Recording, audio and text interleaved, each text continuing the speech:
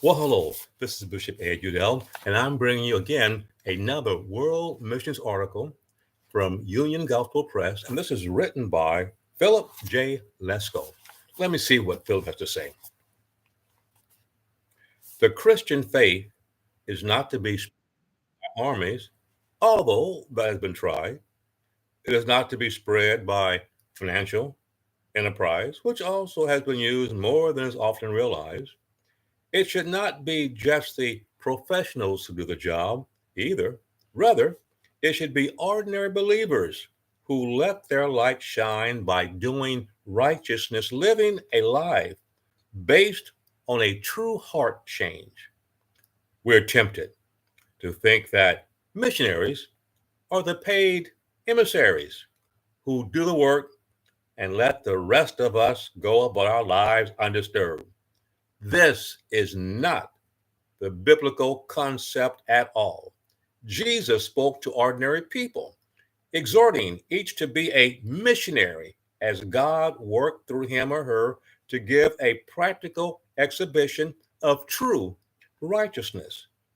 This is in contrast with the ritual righteousness of the Pharisees.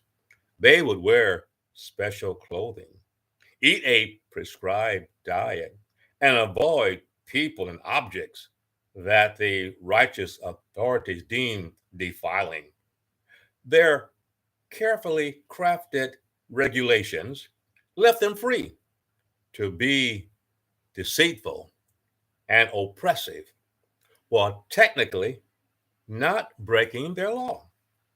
Jesus urged men and women to have principles on which to act, not just technical restrictions that could be easily skirted. It is sincere heart religion that is a secret of Christianity spread. Other religions have ritual, but not inner transformation. Missionaries are ordinary Christians who take the gospel to the lost wherever the Lord has sent them. Supporters often enable them to live there without having to earn a living themselves. Of course, we all should be missionaries wherever we are and whether or not we are supported by anyone else. With sincere concern for the lost, Christians have ministered to the sick and injured the world around.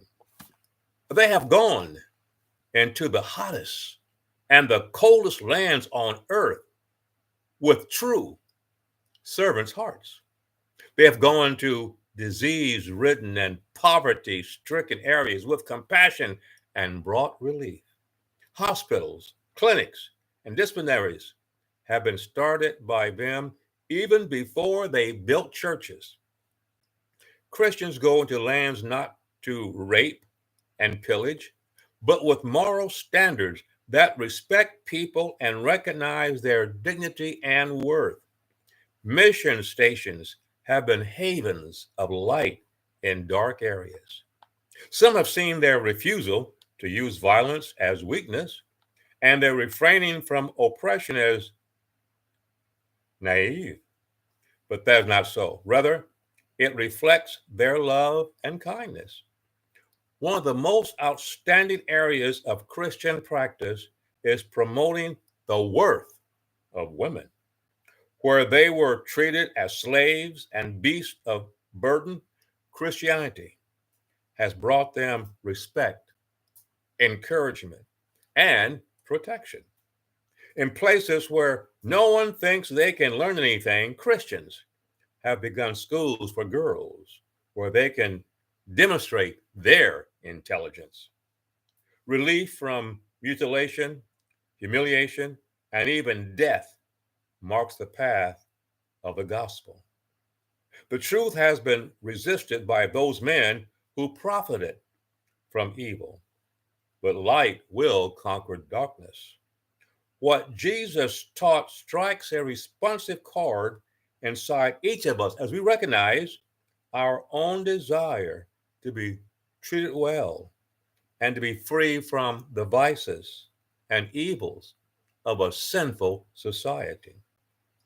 Missionary work starts in each of us and then spreads through our church to the local community where we live, and from there to the larger field and worldwide.